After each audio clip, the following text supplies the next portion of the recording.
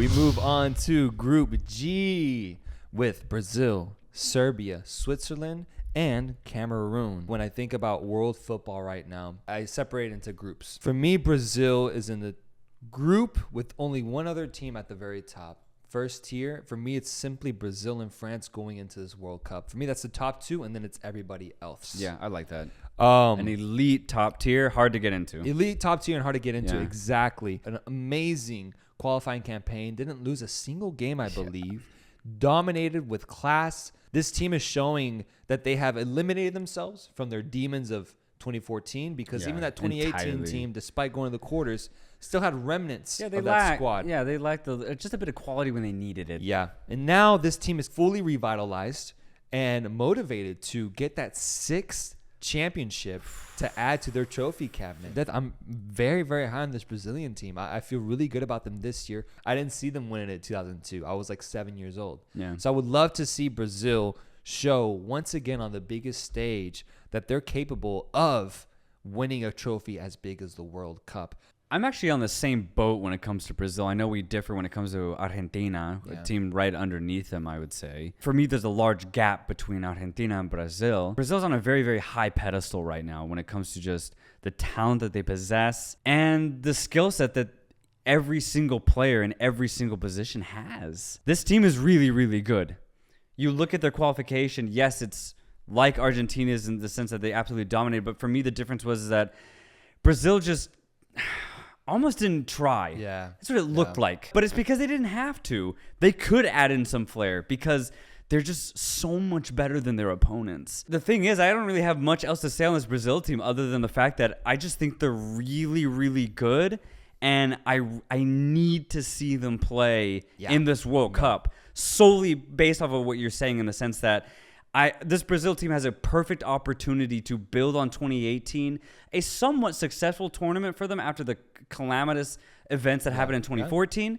And so now they have a chance to build on 2018 and just kind of go off in this tournament, man. Yeah, no, they're set up. They're set up for it. They've built up to do this. They're not in an easy group, but they're in a group that allows them to show what they're made of. Yeah. If they top this group the way that they're supposed to, then Brazil will go into that knockout stage high on confidence. Yeah, no, feeling good about themselves because it's not going to be an easy group to top, but they'll have to play at a good level in order to get that first place. Exactly. So it will be very telling of this Brazilian team to see how they perform in this group stage. Yeah. Next up is Switzerland that they'll have to face. They faced them before in World Cups of prior years. And this Switzerland team is now in a different phase. Switzerland obviously was in the same group as Brazil in 2018, along with Serbia, which we'll talk about them in a second. So it's crazy. It's just like France, Denmark, Peru type of group. 3 of the same teams are in the same group 4 years later. Only difference, no Costa Rica, instead it's Cameroon. Yeah. It is interesting that you say Switzerland's completely different phase because I actually see all 3 of these same teams in completely different phases from when they were in 4 years ago. Again, we just talked about Brazil, how they're just better off going in the build up to this tournament.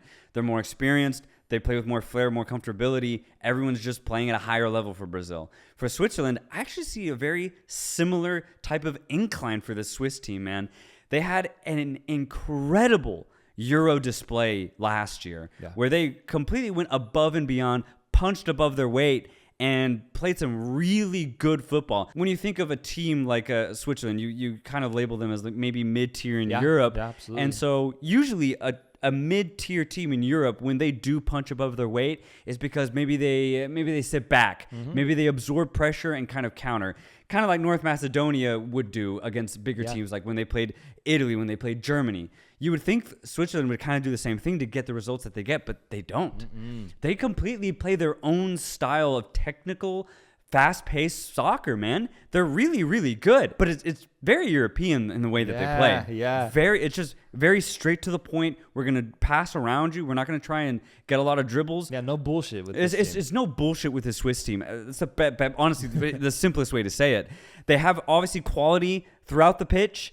And they work as a team, and they're very, very physical. What really surprised me in their Euro run was just how much ground they were able to cover because they're playing against really, really good teams. They knocked out, a lot of the favorites that were in this tournament, and they did it by going the distance, going the long run, just sprinting when they needed to, tackling 50-50s. These Swiss players are not scared, and they do not back down against even the biggest of teams. And they've just been building on that for the past 4 or 5 years.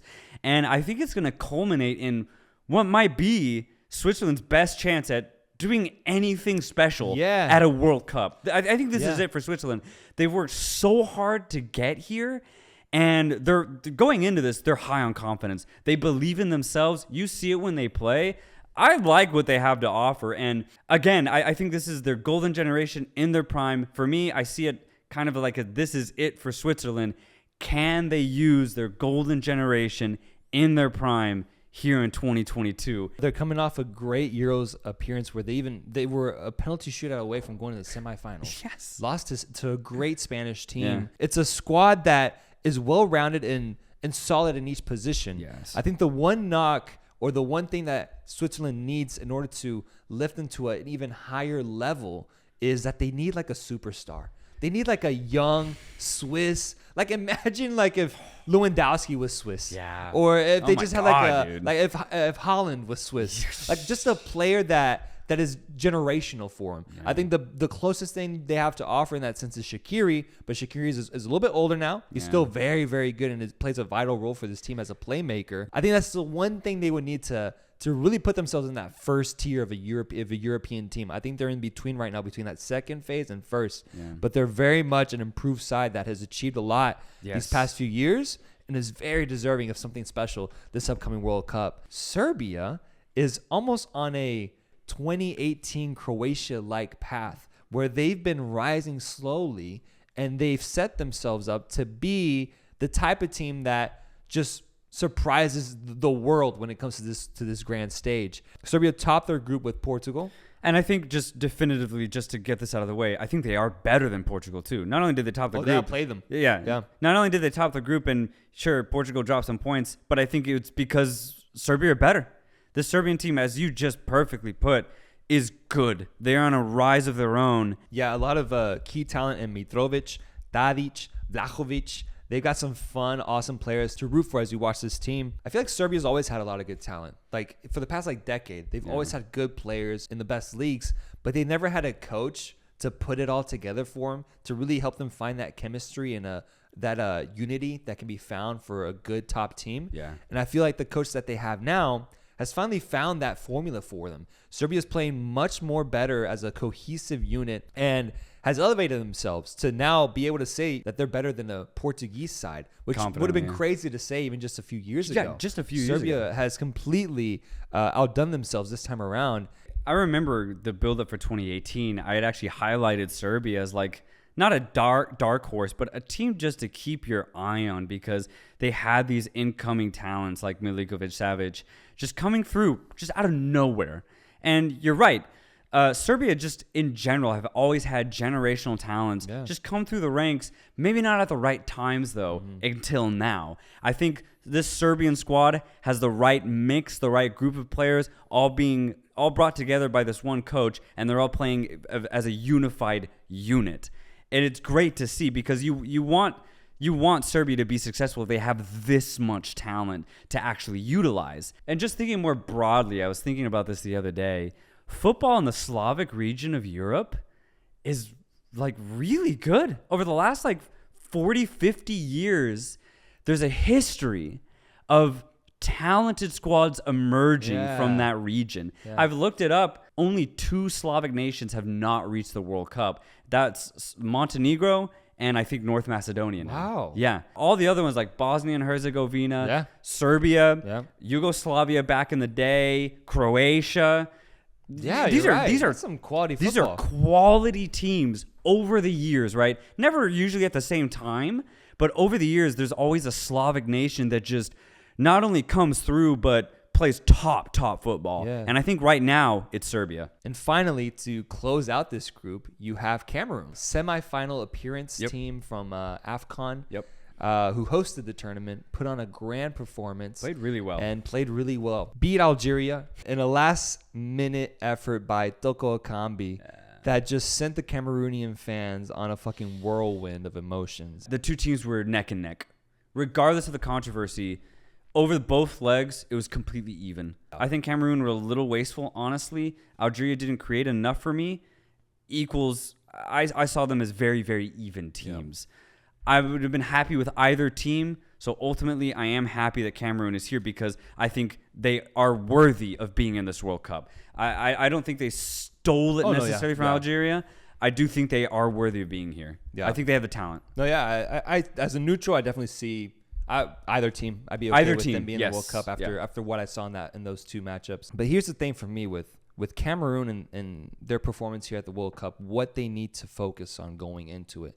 Because so oftentimes, not just African teams, but teams of this level, teams that are undermined, teams that are of a lower quality compared to like the better teams. Yeah.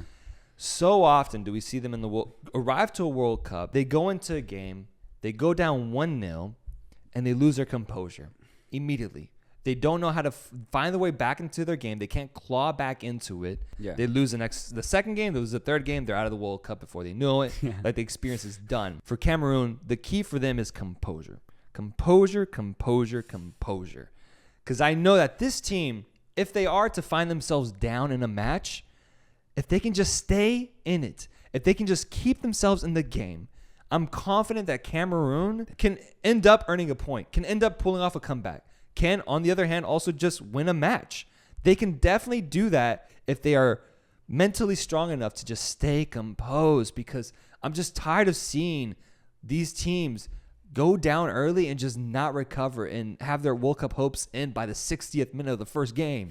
Like, it's just annoying. Yeah. And so if they can do that, then I think they'll be well set up for a potential surprise in this group. Their offensive prowess is actually very, very good. The skill set that they have going forward is probably the best Cameroon has ever seen. Now, obviously, maybe not individually because they had Samuel Eto'o at one point, but holistically as an offensive line, this Cameroonian front three is talented. They could harass any defense. Now, obviously, they're not going to score 2-3 goals a game, but if they have the composure, they can at least count on scoring 1 goal a game.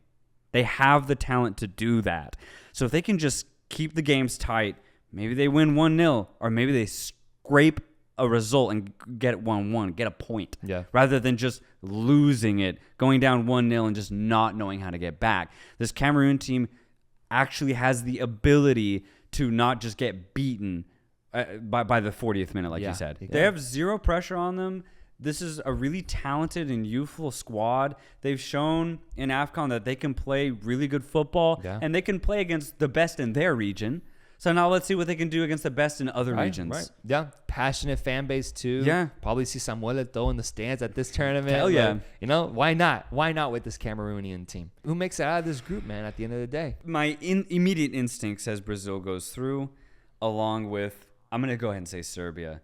But, dude, Switzerland is good, man. Good enough to where if Serbia and Switzerland are both on it, Brazil might find themselves in a sticky situation. Ooh, that is a good point. This might be one of the tougher groups Brazil has found themselves in a World Cup. Yes. And if Serbia are on it. If Serbia's on it, and Switzerland play the way that they've played over the last 2-3 years, this is not going to be easy for Brazil.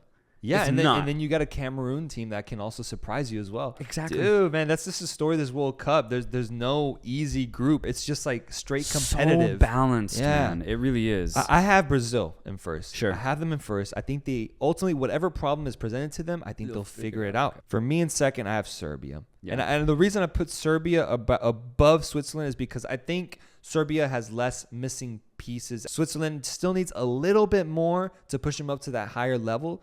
And Serbia, I feel, is already there. Right. And I just felt they're a little bit more formidable for me. I have Cameroon getting that fourth spot no matter what. I don't think they'll be one of the worst teams at that tournament. I just think this is a tough group, man. This is just the outcome of being in a really tough group. Yeah, like Cameroon, when they were there in 2014 with the group of Mexico, they really were not good. They were actually they were terrible. Yeah. And in that case, they deserved fourth spot. I don't even think they got a point. But now they're so much better than they were 8 years ago. So much better. Yeah. But I think they'll still end up fourth in the group because this is a tough group, man. I do have Brazil going out on top, and I do have Serbia going through second. But it is heartbreaking for me to just knock out the Swiss team, man, because they continually surprise me.